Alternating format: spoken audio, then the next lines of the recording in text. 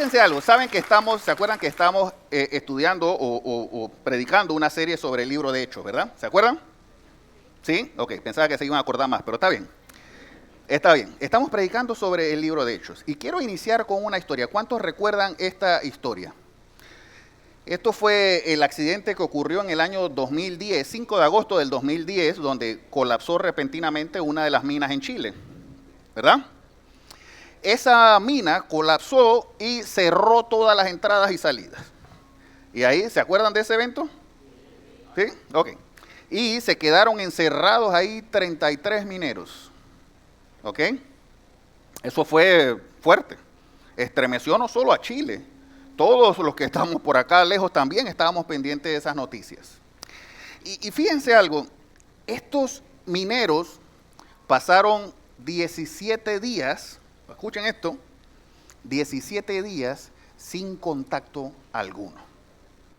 Es decir, permanecieron 17 días encerrados allí adentro y afuera nadie sabía si estaban vivos o estaban muertos.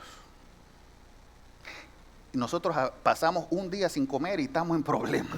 Ahora imagínense ellos 17 días. De hecho, los que estaban tratando de buscar a ver si había vivos, ya pensaban, dije, bueno, pues ya mejor probablemente no están vivos. Ya había pasado mucho tiempo y ustedes saben que después de un tiempo de estar buscando y rescatando y tratando de hacer, normalmente dicen, bueno, pues ya no hay nada que hacer. Pero fíjense lo interesante, durante esos 17 días que no se sabía qué sucedía con ellos, los familiares de los que estaban allá adentro se fueron allá a la mina y dice que se quedaron afuera e hicieron un campamento afuera. Y ese campamento después lo llamaron Campamento Esperanza. Y es porque las familias de esos mineros no perdieron la esperanza de que esos mineros estaban vivos, cuando los demás probablemente pensaban que estaban muertos. Y fíjense lo interesante, dice que estos familiares hacían cadena de oración ahí afuera. Día y noche permanecían orando una y otra y otra y otra vez. Y muchos cristianos de varias iglesias de Chile fueron hacia allá y los empezaron a apoyar en esa cadena de oración. Y ellos permanecían aún sin saber qué iba a suceder o si estaban vivos o no, permanecían orando. Todas las noches hacían un servicio de adoración y oración al Señor. Y perseveraban allí orando. Y después de 17 días sucedió algo extraordinario. Entraron mientras estaban excavando para ver si lograban encontrar en uno de los túneles de búsqueda, trajo de vuelta un mensaje escrito en un papel con tinta roja, que es el que ven allí. ¿Ven el mensaje que está allí? Y ese mensaje decía, estamos bien en el refugio los 33. Y estalló todo el país, estalló en alegría todos porque estaban vivos cuando pensaban que estaban muertos. Y aún así se mantenían orando, orando y orando por ellos. Y fíjense algo, ellos estuvieron allí 69 días. Claro está, el rescate les costó. De hecho, después que encontraron ese papel, empezó un proceso de rescate. Dicen que el proceso más ambicioso y más grande y costoso de rescate en la historia de la humanidad en las minas fue ese que se hizo en Chile en el 2010. Después de 69 días, lograron rescatar a los 33 mineros con vida, ojo, todos, idearon algunas cosas especiales para poder sacarlo. Y todo el mundo estaba viendo lo que sucedía con esa mina. Ahora, lo interesante, ¿ustedes saben qué? Que dice que mientras ellos estaban allá adentro, había un cristiano allá con ellos que se llamaba Jorge Enríquez. Y que dice que ese Jorge Enríquez, cristiano, se convirtió en el pastor del grupo. Porque dice que todos los días los ponía a orar a ellos allá adentro también. Él tenía una Biblia allá adentro y se ponían a leer la Biblia y a orar los 33 que estaban allá adentro. Belleza. Y no solo eso, fíjense esto, interesante. Cuando los rescatan, que ya todos salen, hay un minero, Mario Sepúlveda, de nombre, que dice que dijo esta frase cuando lo entrevistaron. Dice, Dios estuvo con nosotros allí abajo. Hubo un minero número 34 y ese era el Señor Jesucristo con nosotros. Amén. Y allí vemos el poder de la oración. Vemos cómo afuera orando, adentro orando, algo tenía que suceder. Y es que cuando hay un pueblo unido, orando fervientemente al Señor, algo tiene que suceder. Algo extraordinario sucede. Y ese es el caso de ellos. Tienen ese testimonio ellos de lo que sucedió producto de la oración constante y ferviente. En medio, quizás esta gente no tenía esperanza, no tenía salida durante los primeros 17 días, pero no dejaron de orar. Ni afuera ni adentro dejaron de orar y entregarles al Señor la situación. Y esto nos enseña que aún en medio de las peores aflicciones, Dios escucha el clamor de su pueblo. ¿Lo creen? ¿Lo creen? Bien, fíjense, vamos a la Biblia, vamos a Hechos capítulo 12, porque hay una historia muy similar a esta en Hechos capítulo 12. Hechos capítulo 12, gracias. Hechos capítulo 12 relata la historia donde encarcelan por segunda vez al apóstol Pedro. ¿Ok? Ahora fíjense algo.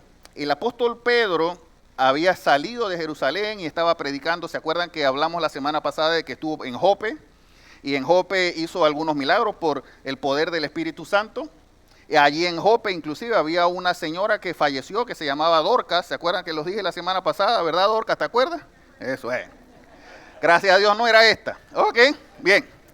Y llamaron a Pedro, fallece la señora, llaman a Pedro y Pedro va, manda a salir a todos y se agacha allí y le dice, levántate.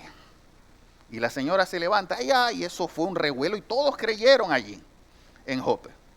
Luego de allí se acuerdan que Pedro tiene una visión, esa visión donde ve una sábana que va descendiendo con unos animales y le dice, mata y come, ¿verdad? ¿Se acuerdan?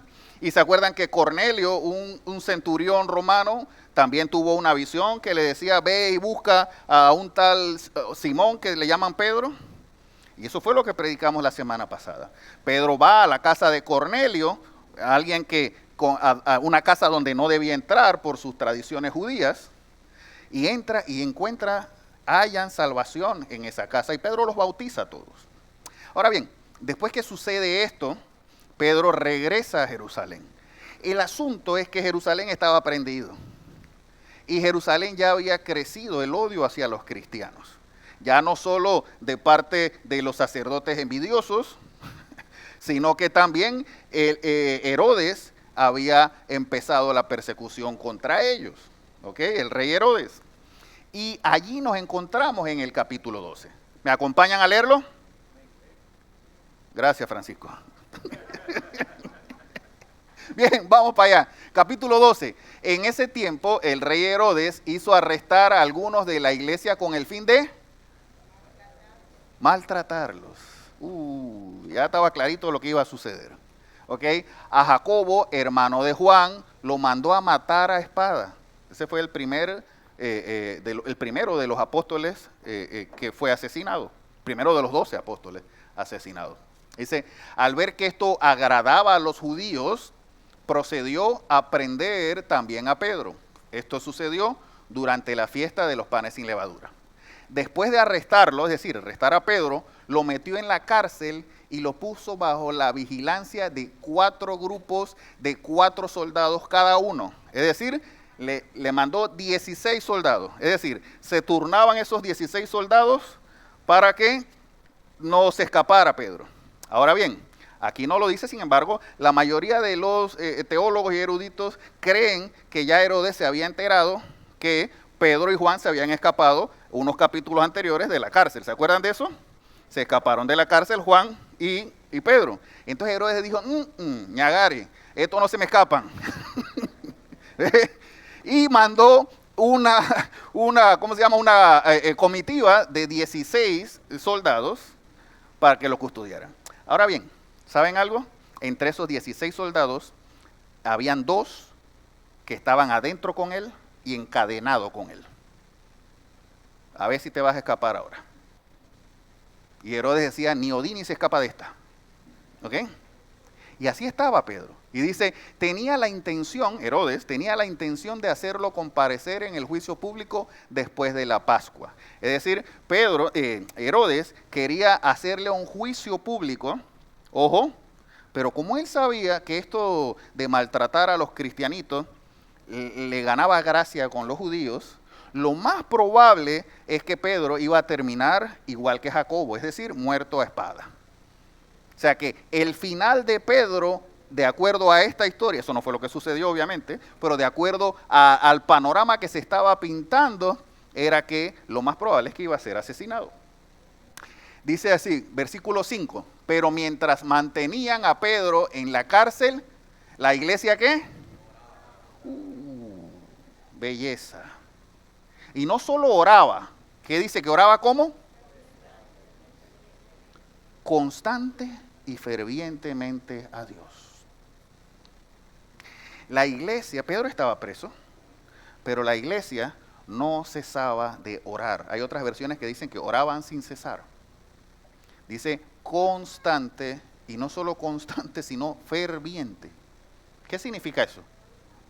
¿Qué significa constante y ferviente? A toda hora y con pasión. Como que con fe, exacto. No cesaban de orar la iglesia. Sigue diciendo versículo 6, la misma noche en que Herodes estaba a punto de sacar a Pedro para someterlo al juicio, dormía entre 2 soldados. Fíjense esto. A ver, Pedro estaba encarcelado. Pedro, la intención era maltratarlo, ¿se acuerdan? Así que lo más probable, si decía que la intención era maltratarlo, lo más probable es que le dieron su maltratadita antes de meterlo preso. ¿Ok? Y dice que Pedro estaba allí y estaba dormido entre 2 soldados. ¿Eso le suena normal? ¿Alguno de nosotros en esa situación hubiera dormido? ¿No? Si nosotros se nos acaba el tanque de gas y no dormimos. ¿Ah? Ahora Pedro, probablemente azotado, encadenado, sabiendo que probablemente su final se le acercaba, dice que Pedro estaba dormido, sujeto con 2 cadenas. Unos guardias vigilaban la entrada de la cárcel. Ahora bien, fíjense lo interesante aquí. De repente apareció un ángel del Señor y una luz resplandeció en la celda. Despertó a Pedro con unas palmadas en el costado y le dijo, date prisa, levántate. Las cadenas cayeron de las manos de Pedro. Le dijo además el ángel, vístete y cálzate las sandalias. Así lo hizo y el ángel añadió, échate la capa encima y sígueme. ¿Qué quiere decir esto? Le está diciendo a Pedro, Pedro, tráete todo porque nos vamos de aquí. Agarra las sandalias, cálzate, levántate, ponte la capa, échatela encima y nos vamos. Y sigue diciendo, versículo 9, Pedro salió tras él, pero no sabía si realmente estaba sucediendo lo que el ángel hacía. Es decir, Pedro todavía estaba medio dormido, ¿ok? Pedro todavía estaba que no sabía si estaba dormido o despierto, pero dice que él no sabía si era verdad o era visión o era sueño. Dice, le parecía que se trataba de una visión. Versículo 10, pasaron por la primera y segunda guardia. ¿Ven que habían varias guardias custodiándolo? Pero pasaron por todas esas guardias y llegaron al portón de hierro que daba a la ciudad. El portón se les abrió por sí solo y salieron. Caminaron unas cuadras y de repente el ángel lo dejó solo. Allí le cayó el cuara a Pedro. ¿Ok? Dice el versículo 11, entonces Pedro volvió en sí y se dijo, ahora estoy completamente seguro de que el Señor ha enviado a su ángel para librarme del poder de Herodes y de todo lo que el pueblo judío esperaba. ¿Saben algo? No hay ningún rey, emperador que pueda con el poder de nuestro Señor Jesucristo. Cuando Herodes pensaba, estos no se me escapan, fue cuando más milagrosamente escapó Pedro de allí. ¿Lo ven? el ángel le dijo, levántate, todavía hay trabajo que hacer. Vamos, vamos, vamos. Todavía no es tu hora. Todavía tienes bastante que recorrer. Sigue diciendo, versículo 12. Cuando cayó en cuenta de eso, fue a casa de María, la madre de Juan, apodado Marcos. ¿Quién es ese Marcos? Juan Marcos. Los que estaban aquí en Vida Coach el viernes. Ah, clarito, ese es el Marcos que escribió el Evangelio de Marcos. ¿Ok? Y sigue diciendo, donde muchas personas estaban, ¿cómo? Reunidas orando, ¿ven? Seguían orando, seguían reunidas orando, juntos orando por Pedro. Llamó a la puerta de la calle y salió a responder una criada llamada Rode. Al reconocer la voz de Pedro, se puso tan contenta que volvió corriendo sin abrir. Miren esto. Y Pedro allá afuera esperando. Y esta lo oye, lo ve y corre para adentro. Y Pedro allá, ¿tú se imaginan a Pedro allá afuera? ¿Y qué le pasa a esta? Abre la puerta que yo estoy acá afuera. Y dice, Pedro, está a la puerta, exclamó. Versículo 15, ¿estás loca? Le dijeron. Ahora fíjense lo interesante. Estos oraban fervientemente y oraban constantemente para que Pedro saliera. Y cuando Pedro se les aparece, no, tú estás loca, ese no es Pedro. Una vez escuché a alguien, a un pastor decir, hey, cuando tú estás orando para que llueva, sal con el paraguas en la mano. ¿Okay? Estás orando para que llueva, sal preparado. ¿Okay? Hey, esta gente estaba orando y orando, orando, y ni siquiera ellos esperaban que eso fuera lo que sucediera. Entonces, ella insistió en que sí era, pero los otros decían, debe ser su ángel. Versículo 16. Dice así, entre tanto, Pedro seguía llamando. Cuando abrieron, por fin abrieron la puerta, dice, y lo vieron, quedaron pasmados. Con la mano, Pedro les hizo señas de que se callaran. No vaya a ser que me vayan a recoger de nuevo. No hagan bulla, abran rápido. Y les contó cómo el Señor lo había sacado de la cárcel. Y le dijo, cuéntenles esto a Jacobo y a los hermanos, le dijo. Ahora bien, hago un paréntesis aquí, este no es el mismo Jacobo que habían matado que le dije antes, ¿no? Obviamente. Este Jacobo que está aquí es Santiago, el hermano del Señor Jesucristo. ¿Ok? Santiago, Jacobo, había quedado como líder de la iglesia de Jerusalén. ¿Ok? Así que Pedro le estaba diciendo, dile al líder de la iglesia de Jerusalén, a Santiago, el hermano de Jesús, hey, lo que ha sucedido. Sigo. Al amanecer se produjo un gran alboroto entre los soldados respecto al paradero de Pedro. Herodes hizo averiguaciones, pero al no encontrarlo, les tomó declaraciones a los guardias y mandó matarlos. A los 16 se fueron. ¿Ok? Después viajó de Judea a Cesarea y se quedó allí. Ahora bien, al leer esta historia y ver cómo de manera milagrosa Pedro sale de la cárcel, ver cómo Dios respalda la oración de la iglesia que estaba unida, salta una pregunta. ¿Qué debemos hacer como iglesia ante las aflicciones? Ustedes me estaban leyendo los apuntes. ¿Qué debemos hacer ante las aflicciones? ¿Saben? Muchas veces nuestra primera reacción ante las aflicciones no es orar. Muchas veces nuestra primera reacción ante las situaciones complicadas es busco solución. Es busco a quien conozco. Es busco cómo resuelvo. Pero ¿qué es lo que nosotros debemos hacer como iglesia? Y lo primero que nos enseña este texto, ya usted está clarito, es orar unidos con fervor. Eso es lo que hace la iglesia. Orar unos por otros. Apoyarse unos a otros. Sostenerse unos a otros. ¿Saben cuántas veces la Biblia dice unos a otros? Un montón.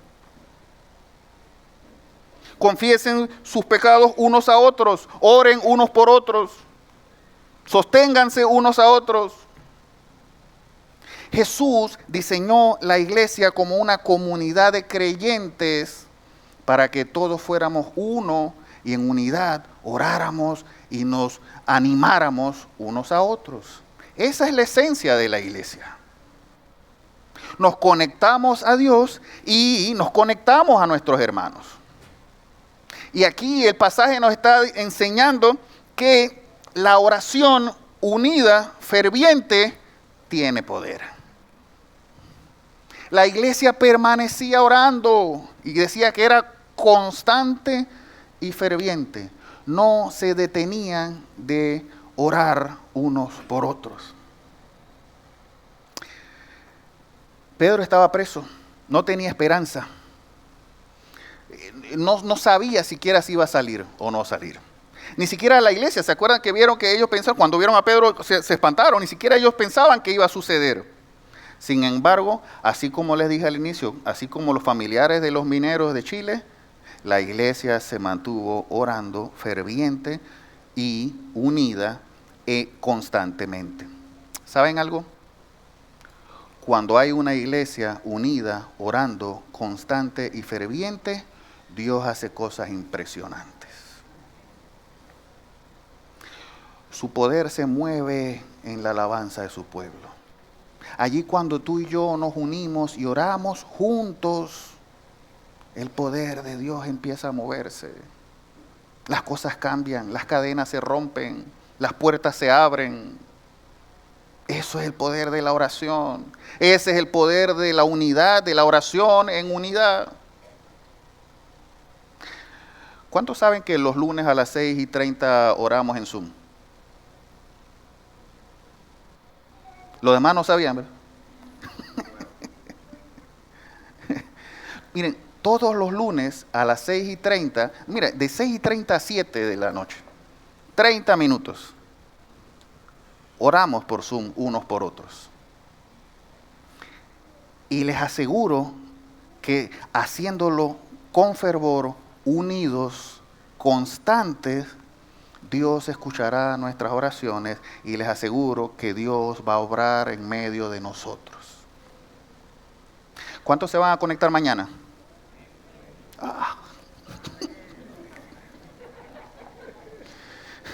Edítame esto, Miguel, por favor.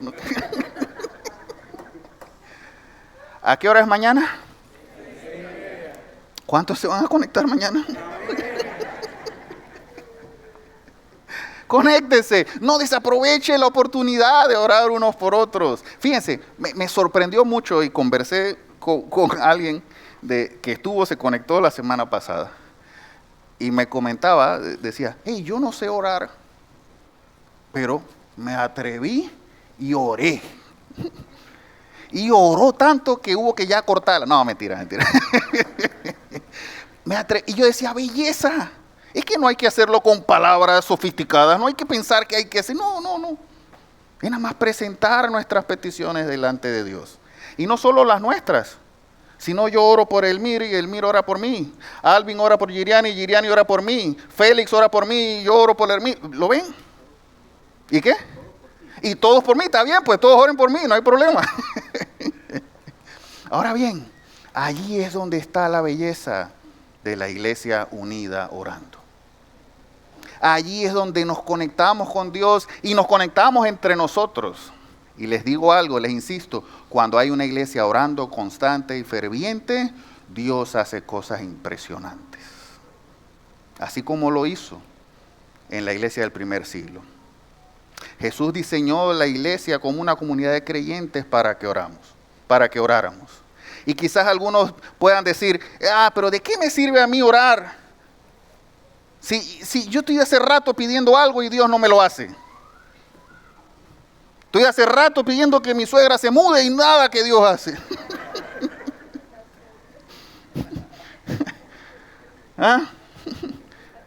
Ahora, el tema es que a veces tenemos una concepción equivocada de la oración. ¿Saben? La oración no es para torcer el brazo a Dios para que Dios haga lo que yo le estoy pidiendo. Eso no funciona así. Esto no es el genio de la lámpara. No. La oración nos conecta con Dios.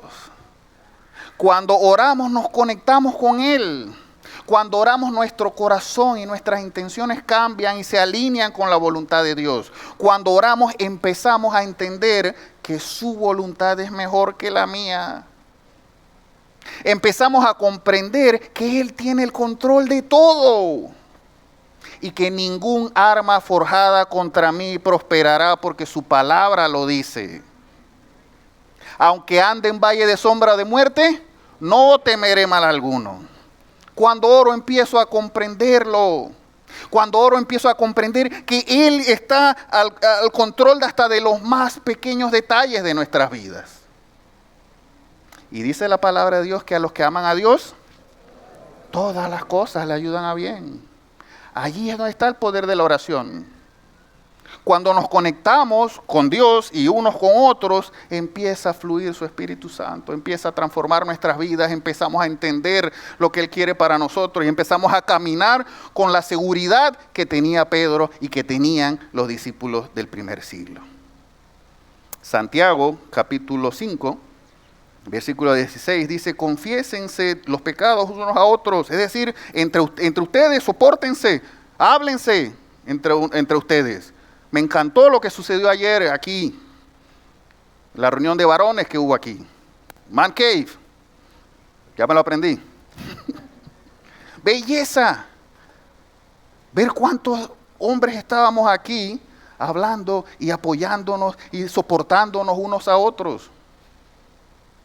Así que venga al próximo, porque la regla es, lo que se habla aquí, se queda aquí. Eso, ¿está clarito? Venga al próximo. Pero fue una belleza esa reunión de ayer, donde pudimos compartir y orar unos por otros y soportarnos unos a otros, sostenernos unos a otros. Fíjense lo que escribió en una ocasión Leonard Ravenhill, es un pastor inglés. Dijo: una iglesia, y esto me golpeó cuando lo leí, una iglesia que no ora está diciendo que puede hacer la obra de Dios sin Dios. Cuando yo leí esto, yo dije: uy, ¿cuántas veces yo he estado tratando de hacer la obra de Dios sin Dios?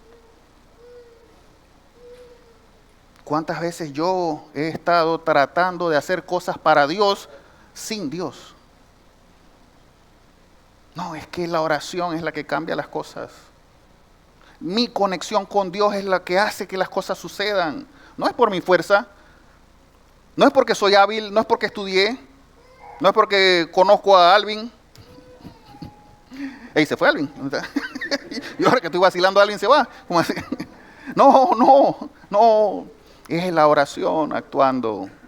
Mi conexión con Dios. Fíjense algo.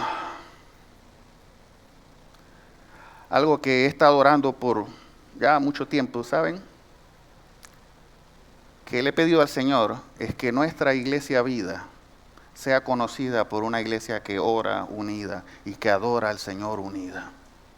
Una iglesia que con libertad levanta sus manos y sin más nada alrededor, sin importarle lo que suceda en el planeta, ora unida y adora al Señor unida. Ahora, usted y yo tenemos que hacer ese trabajo. Orar al Señor unos por otros, adorar al Señor juntos. Para eso son los espacios que tenemos aquí, para que juntos lo hagamos. Y les aseguro algo, Dios obra en medio de la alabanza de su pueblo. Amén. Eso se los aseguro. ¿Quiere ver cambios? Ore.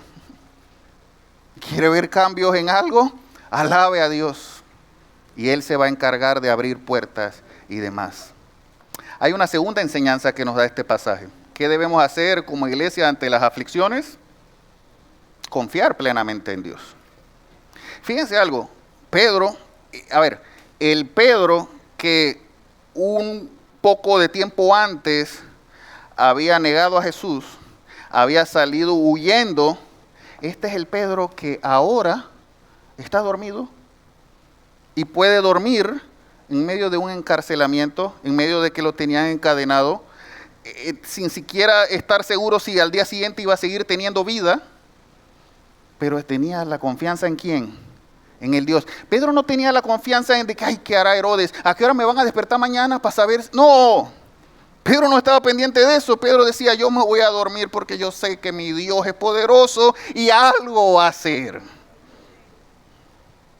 ¿Saben? Esa es la misma confianza que tenían Sadrach, Mesach y Abednego. ¿Se acuerdan? Cuando estaban con Nabucodonosor, los amigos de Daniel, que fueron llevados a Babilonia, y los agarraron y le dijeron arrodíllense a la estatua esta. ¿Y qué le dijeron estos muchachos? Hey, Nabu, no nos vamos a arrodillar aquí. ¿Ok? Olvídate que nosotros no vamos a arrodillar aquí. Ah, que te vamos a echar al horno. Bueno, ¿y saben la respuesta que dieron ellos? Nuestro Dios tiene el poder para librarnos de tu horno. ¿Ok?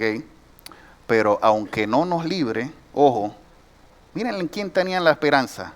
No en que Dios me iba a sacar, no. Me saque o no me saque, yo sé que mi Dios vive y yo sé que Él puede hacer y yo sé que lo que Él tiene para mí lo va a cumplir, no importa qué grande sea Nabucodonosor o Herodes o cualquier otro rey. Me libre o no me libre, no me voy a arrodillar ante tu estatua. Esa es la misma confianza que estaba experimentando Pedro allí. No importa si me encadenan o no me encadenan. No importa lo que diga Herodes. No importa lo que digan los soldados que están a mi lado. Yo voy a descansar confiando en que Dios algo va a hacer. ¿Alguno de nosotros hubiera podido dormir en una circunstancia similar? Por supuesto que no. Ahora, esa misma confianza que tenía Pedro en Dios es la misma confianza que tenía también el rey David. El rey David, su propio hijo Absalón lo traiciona, ¿ok? Y lo corretea con un grupo de soldados para matarlo y para quedarse con el reino. Y David huye y se esconde en una cueva. Ahora, fíjense lo que escribe David adentro de la cueva, rodeado de los soldados que iban a matarlo. ¿Ok? Dolido por la traición de su propio hijo. Y fíjese lo que escribe David, léalo en su casa, el Salmo 3. Oh Jehová, cuánto se han multiplicado mis adversarios. Muchos son los que se levantan contra mí. Muchos son los que dicen de mí, no hay para él salvación en Dios. Mas tú, Jehová, eres escudo alrededor de mí, mi gloria y el que levanta mi cabeza. Con mi voz clamé a Jehová, y él me oyó desde su monte santo. Y sigue diciendo, yo me acosté y dormí. Fíjense, yo me acosté y dormí y desperté porque el Señor me sustentaba. No temeré a 10 millares de gente que hagan sitio alrededor de mí. Esa es la confianza plena en Dios. Que no importa qué esté sucediendo alrededor, a mí nadie me mueve porque el Señor está conmigo. Y quizás algunos digan, hey, Daniel, yo no puedo ser así. Yo cuando tengo un problema, yo tengo que hacer algo. Yo no me puedo quedar quieto así, nada más haciendo algo. Eso me recuerda cuando Sol a veces me cuenta cosas. Y me dice que mira, me pasó esto. Y yo de una vez empiezo a buscar la solución en la cabeza. Y Sol me dije, no te estoy contando para que soluciones, te estoy contando para que me escuches. Y yo me quedo pensando, ¿y para qué te voy a escuchar si no voy a solucionarlo? O sea, yo estoy pensando en la solución. Así somos los hombres, ¿verdad? ¿Cuántos hombres les pasa eso? Ah, no tengan miedo ahora no quieren levantar la mano. Ah, no me dejen solo. Nos pasa eso. Ahora, ¿saben algo? En medio de la aflicción, ¿quieren hacer algo? ¿Qué hay que hacer? Orar. ¿Saben? Entre más nos ocupamos en orar, menos nos tendremos que ocupar en buscar soluciones. Porque Dios se va a encargar de las soluciones. Dios tiene cuidado de nosotros, aún en los pequeños detalles. Dios quiere enseñarnos a descansar y a confiar plenamente en Él. Me gusta esta frase de John MacArthur, pastor que falleció hace algunos días.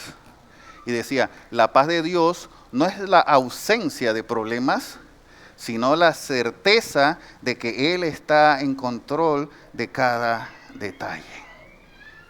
Belleza.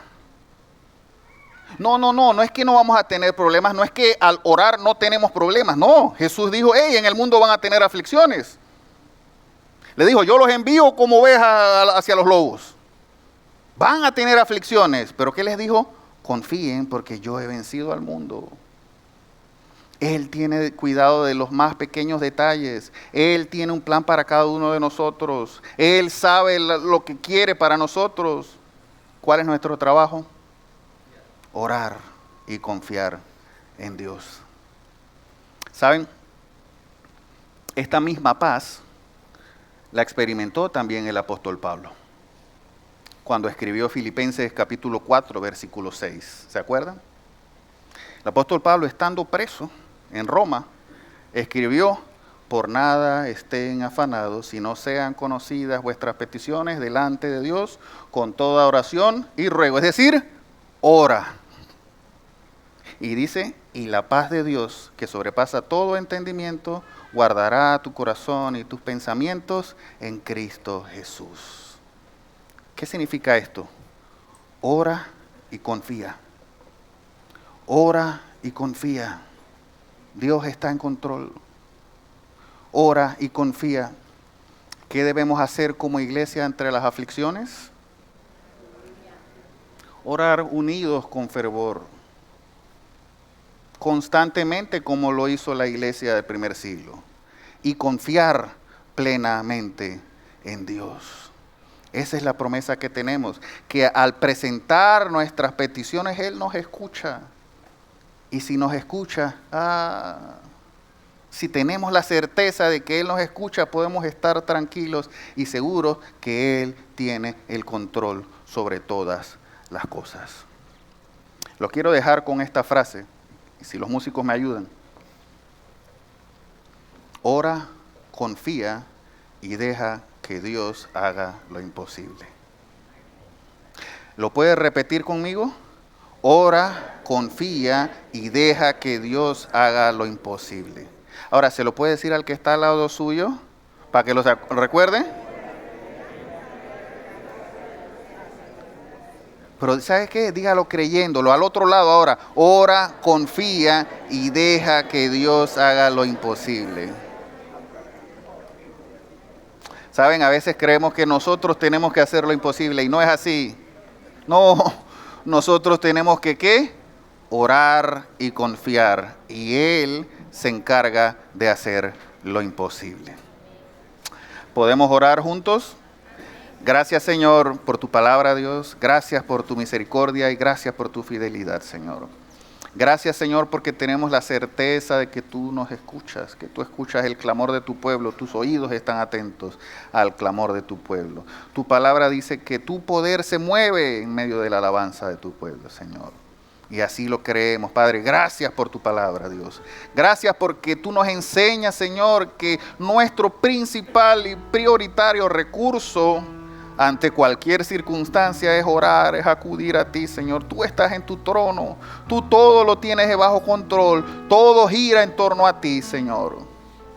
Por eso acudimos a ti, Dios, y levantamos nuestras manos a ti, Señor, para orarte, Señor, y presentarte nuestras peticiones. Ayúdanos a confiar plenamente en ti, Señor.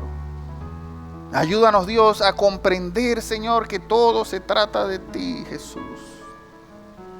Señor, ayúdanos a entender, Dios, que hay poder en la alabanza, que hay poder en la oración a ti, Señor. Que una iglesia unida, orando, ferviente y constante, Señor, estremece las cosas por el poder de tu Espíritu Santo, Señor. Gracias, Padre, porque tú eres bueno, Dios, y tú eres fiel. Oro por mis hermanos, Señor. Oro para que tú guardes sus vidas, Señor. Oro para que abras su entendimiento, Señor. Que de día y de noche busquen orar, Señor. Que de día y de noche, Señor, se apasionen por ti, por buscarte, por conocerte, por encontrarte cada día más, Señor. Padre, pon en ellos esa pasión por conocerte, Dios. Y que puedan ver tu mano de poder obrar en su favor, Señor. Te lo pido, Dios, sabiendo que tú eres fiel, eres justo, eres Dios bueno, que tiene cuidado de nosotros. Gracias, Padre, en el nombre de Jesús. Amén y amén.